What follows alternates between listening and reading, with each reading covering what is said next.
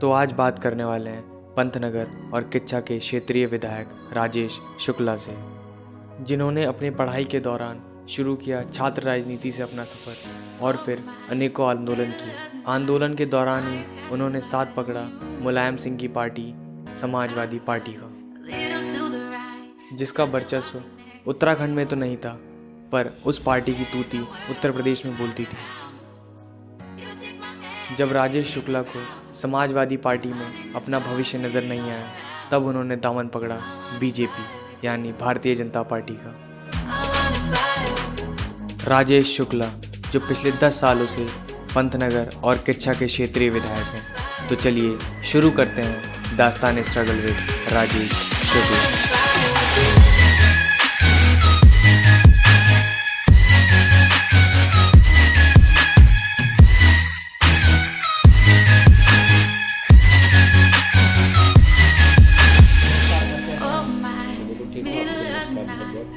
Sir, आपके क्षेत्र में आपका बहुत नाम है। उससे पहले कि आपका लंबा दौर, लंबा संघर्ष रहा है। बहुत सारे इंटरव्यू देखे हैं मैंने, लेकिन मैं आपकी ज़िंदगी के बारे में जानना चाहता हूँ कि कहाँ जन्म हुआ, जन्म स्थान क्या है, माता पिता क्या करते थे, तो ये बताइए। देखिए, मेरा जन्म रुद्रपुर में हुआ जी, और 13 अक्टूबर 1969 को पैदा हुआ।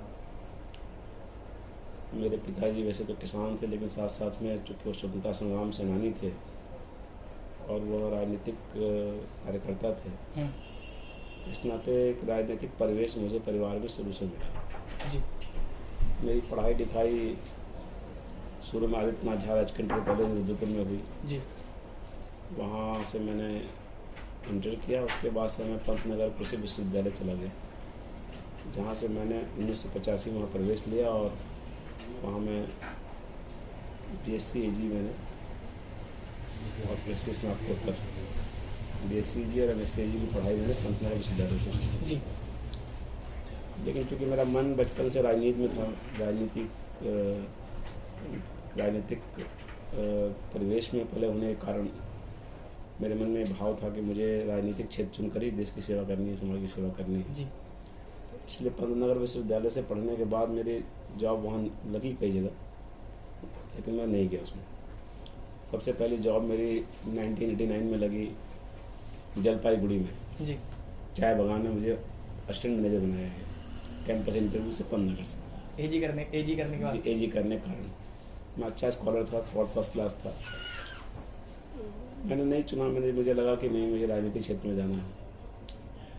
तो मेरे बड़े भाई ने कहा कि जब आपको राजनीति में जाना है तो तुम्हें फिर आर्ट साइड के राजनीतिक विज्ञान से तुम्हें अपनी पढ़ाई करनी चाहिए। तो मैं रुद्रपुर डिग्री कॉलेज में, जो कुमाऊं यूनिवर्सिटी का हिस्सा है, उसमें मैंने राजनीतिक विज्ञान में एडमिशन लिया। MA में। तो BSc और MSc की पढ़ाई करने के बाद, MSc AG की पढ़ाई करने के बाद मैंने फिर यहाँ राजनीतिक विज्ञान में एडमिशन लिया और वहाँ छात्र संघ का मैं चुनाव लड़ा और 1995 में मैं छात्र संघ का अध्यक्ष चुना गया रुद्रपुर डिग्री कॉलेज में। जी, तो वहीं से मेरा राजनीतिक सफर शुरू हुआ। लोगों के लिए लड़ना, किसानों के लिए लड़ना, मजदूरों के लिए लड़ना, व्यापारियों के लिए लड़ना, अन्याय के खिलाफ लड़ना, शोषण के खिलाफ लड़ना। और चूँकि छात्र जीवन में छात्र संघ के अध्यक्ष रहे तो कुछ छात्र नेताओं वाले तेवर भी थे और राजनीतिक परिवेश परिवार से मिला था पहले से ही, तो दोनों का मिश्रण हो गया। और मैं तमाम आंदोलनों के जरिए मैंने अपनी एक पहचान बनाई क्षेत्र में। जी, मैंने बड़े बड़े किसान आंदोलनों की भूमिका अदा की, भारत सरकार को हिलाने का काम किया। उससे मेरी एक पहचान बनी पूरे क्षेत्र में। मज़े की बात यह है कि मैं डिग्री कॉलेज में छात्र संघ के अध्यक्ष के अलावा और कोई चुनाव नहीं लड़ा, सीधे MLA लड़ा। MLA 2002 में लड़ा मैं और समाजवादी पार्टी से लड़ा। जी, तो तब रुद्रपुर किच्छा एक ही सीट होती थी। तो उस समय के मिनिस्टर थे, उनसे मैं हार गया था चुनाव, लेकिन मेरी सेकंड पोजीशन आई थी। और कांग्रेस और भाजपा दो ही यहाँ की पार्टी में मानी जाती थी, समाजवादी पार्टी का यहाँ कोई वजूद नहीं था। वो आज भी बरकरार है। उसके बावजूद मैं सेकंड पोजीशन पर आया। जी, समाजवादी पार्टी तो से। हाँ, पूरे उत्तराखंड में मेरी एक पहचान बनी कि ये जो है वो आदमी है। फिर बीजेपी ने मुझे अप्रोच किया, थोड़ा मुझे भी लगा कि बीजेपी एक अच्छा रास्ता बन सकता है देश सेवा का, राष्ट्रवाद की भावना इनके अंदर है। और चूँकि राष्ट्रीय परिवेश से मैं पला बड़ा था, मेरे पिताजी स्वतंत्रता सेनानी थे, इस नाते राष्ट्रवाद की बातें मुझे उत्पन्न करती थी। जी। और उस समय कांग्रेस पार्टी कुछ भटकी हुई सी पार्टी लगती थी, जो तुष्टीकरण और कई चीज़ों में उलझी हुई थी, राष्ट्रवाद से बहुत दूर हो गई थी। तो ऐसे में मैंने भी भारतीय जनता पार्टी को चुनने का फैसला किया, क्योंकि समाजवादी पार्टी को उत्तराखंड में कोई भविष्य मुझे नजर नहीं आया जी। हालांकि मैं एमपी चुनाव भी 2004 में लड़ा, 2002 में एमएलए लड़ा, 2004 में एमपी लड़ा है मुझे समाजवादी पार्टी। मैं उसका जिला अध्यक्ष भी रहा, प्रदेश का महामंत्री रहा। मैंने इस इलाके में समाजवादी पार्टी को थोड़ा खड़ा कर रखा था, लेकिन पूरे राज्य में सब कोई भविष्य नहीं दिखाई दे रहा था। तो उस परिस्थिति फिर मैंने भारतीय जनता पार्टी को चुना। उस समय के अध्यक्ष थे आदरणीय भगत सिंह कोश्यारी, जो इस समय प्रबंधक जी। तो उन्होंने मुझे रास्ता दिया और मुझे भाजपा में लाने में उनका बहुत बड़ा रोल था। मैंने भाजपा ज्वाइन कर ली। फिर भाजपा से मैं 2007 में चुनाव लड़ा। क्या उम्र हो चुकी होगी उस समय तक आप तक? मेरी उम्र मेरे ख्याल से 69 से जोड़ लीजिए, 69 के बाद 30-31 साल वो और 4-5 साल ये, 32-33 साल की उम्र में पहला चुनाव लड़ा एमएलए का। और उसके बाद से फिर लड़ता ही चला गया। 2007 2004 लड़ा, फिर 2007 लड़ा, 2012 लड़ा, 2017 लड़ा और 2 बार से जीत भी रहा हूँ। 2012 में मैं जीता, 2017 में मैंने उस समय के मुख्यमंत्री जी को हराया, हरीश रावत जी को, जो एक कद्दावर नेता थे भी और हैं भी। तो उससे मेरी एक अलग पहचान बनी पूरे प्रदेश में। लेकिन मैंने हार और जीत दोनों स्वाद चखे हैं। मैं हारा भी हूँ 3 बार, 2 बार एमएलए हारा हूँ। और कामयाबी में आपने एक लंबा संघर्ष देखा है। बहुत लंबा संघर्ष किया मैंने, सड़कों में बहुत संघर्ष किया है मैंने। तमाम जन सरोकारों के मुद्दों को लेकर बड़े जन आंदोलन खड़े किए मैंने, सड़कों पर बहुत से आंदोलन किए।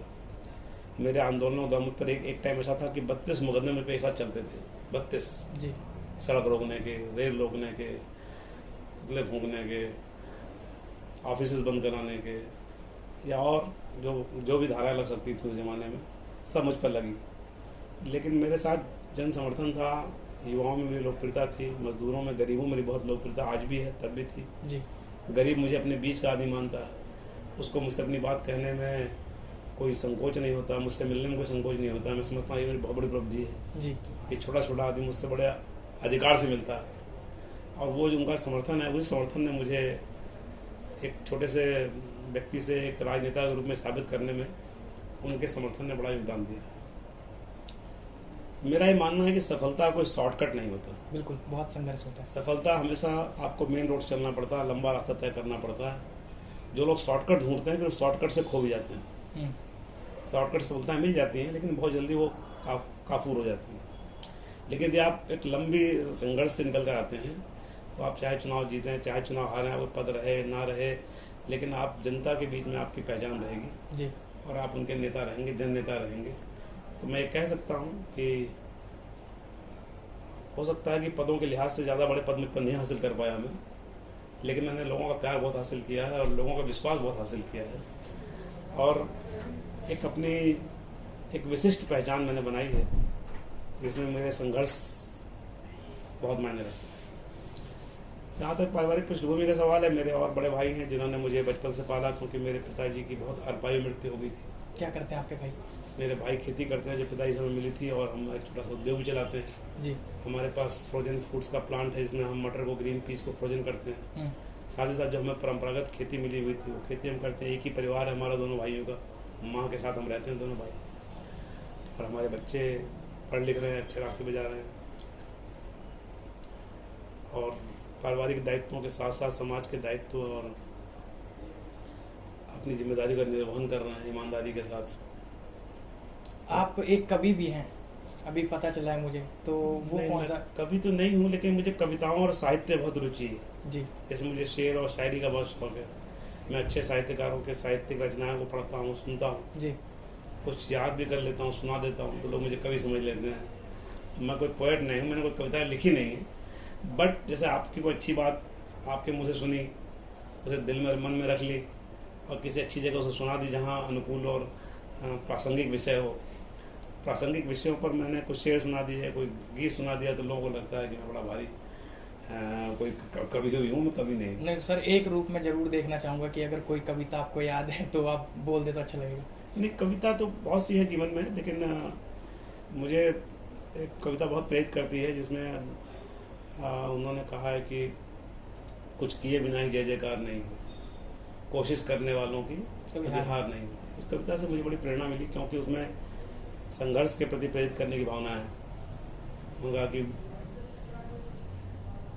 चींटी दाना लेकर 100 बार चढ़ती है, चढ़ती दीवारों पे 100 बार फिसलती है, लेकिन मन का विश्वास रगों में साहस भरता है, गिरकर चढ़ना चढ़कर गिरना उसे ना अखरता है, आखिर उसकी कोशिश बेकार नहीं होती, कोशिश करने वालों की कभी हार नहीं होती। उसमें कई प्रसंग हैं, जैसे वो गोताखोर समुद्र में जाता है, जा जाके डुबकी लगा के खाली हाथ लौट आता है, मिलते ना सहज ही मोती गहरे पानी में, बढ़ता दुगना उत्साह इसी हैरानी में, खाली उसकी मुट्ठी हर बार नहीं होती, कोशिश करने वालों की कभी हार नहीं होती।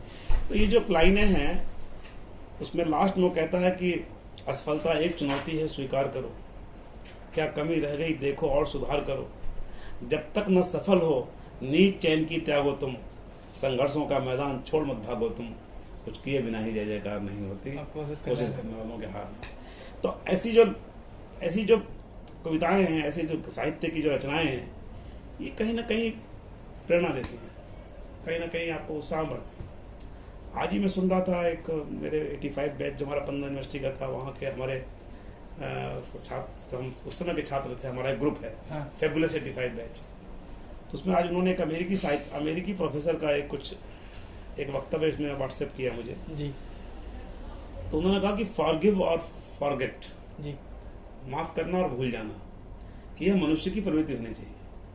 और उसमें उन्होंने किसी किताब का उल्लेख किया। उन्होंने कहा है कि जब हम माफ़ करने चलें तो सबसे पहले हम अपने मित्रों को माफ़ करें, क्योंकि वो हमारे निर्माण में, हमारे व्यक्तित्व के निर्माण में, हमारे जीवन में उनका बड़ा योगदान है जी। अगर वो इतना साथ देते हैं कि उनसे गलती हो सकती है, हमने माफ़ करना सीखें। 2022 में आप चुनाव लड़ रहे हैं, बिल्कुल लड़ेंगे, क्यों लड़ेंगे? चुनाव होंगे, चुनाव लड़ेंगे, पार्टी लड़ाएगी जरूर लड़ेंगे। मैं लड़ूंगा तो कोई और लड़ेगा, लेकिन भाजपा लड़ेगी, कमल का फूल जीतेगा, सरकार बनेगी। सर, आप मेरे दर्शकों को क्या कहना चाहेंगे? मैं आपके दर्शकों को प्रणाम करता हूं और बहुत शुभकामनाएं देता हूं, खासतौर पर जन सरोकारों के विषय उठाने के लिए और लोकतंत्र के चौथे खंभे के रूप में जो आपकी भूमिका है, मैं उसकी सराहना करता हूं और उम्मीद करता हूं कि प्रदेश के, उत्तराखंड के विकास में और भारत माता इस देश के विकास में एक सार्थक मीडिया के रूप में आपकी भूमिका रहेगी। बहुत बहुत शुभकामनाएं। और आपके माध्यम से जनता से भी कहना चाहता हूं कि आप सब लोग हमारे साथ विश्वास रखें, हमसे जुड़ें और हमें अपनी सेवा का मौका दें, अपनी समस्याएं और अपने विषयों को हम तक लाएं, जो अपनी पुरजोर तरीके से हम आपके लिए खड़े रहेंगे, आपके लिए काम करेंगे। दोस्तों, आज हमारे साथ थे राजेश शुक्ला जी, जो हमारे क्षेत्रीय विधायक हैं। आज उन्होंने बात की 2022 के चुनाव पर, बात की समाज सेवा पर, बात की निजीकरण पर। तो आप जब इंटरव्यू पूरा कंप्लीट देखेंगे तो आपको पता चल जाएगा कि क्या राय रखते हैं राजेश शुक्ला जी। फिर से मिलता हूँ, तब तक के लिए सी यू सून, जस्ट अवे।